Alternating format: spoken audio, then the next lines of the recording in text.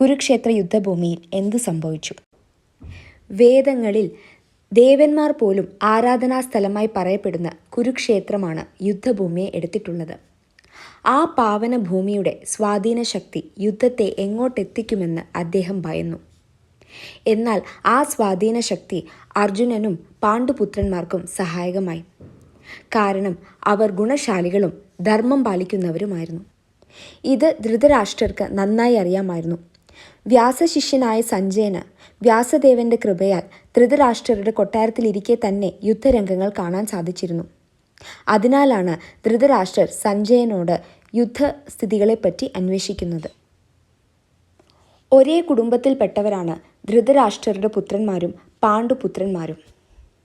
ധൃതരാഷ്ട്രർ തൻ്റെ പുത്രന്മാർ കൗരവർ എന്ന് അവകാശപ്പെടുകയും പാണ്ഡുപുത്രന്മാർക്ക് വംശപാരമ്പര്യം നിഷേധിക്കുകയും ചെയ്തു.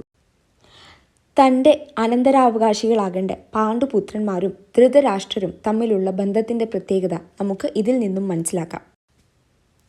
ഈ ശ്ലോകത്തിൽ പറഞ്ഞിട്ടുള്ള ധർമ്മക്ഷേത്രവും കുരുക്ഷേത്രവും നമ്മുടെ ഉള്ളിലുമുണ്ട്.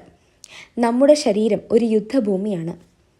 പാണ്ഡവർ നമ്മുടെ ഉള്ളിലെ നല്ല ഗുണങ്ങളും കൗരവർ നമ്മുടെ ദുർഗുണങ്ങളുമാണ്. ഭഗവാൻ കൃഷ്ണൻ നമ്മുടെ ആത്മബോധമാണ്. അർജുനന് ഗീത ഉപദേശിക്കുന്നത് പോലെ തന്നെയാണ് നമ്മെ നടത്തുന്നത് നമ്മുടെ അന്തർജ്ഞാനമാണ്. അർജുന വിഷാദയോഗം നമ്മുടെ ഉള്ളിലെ ആശയക്കുഴപ്പങ്ങളാണ്. യുദ്ധം നമ്മുടെ ഉള്ളിൽ ദിവസേന നടക്കുന്നുണ്ട്.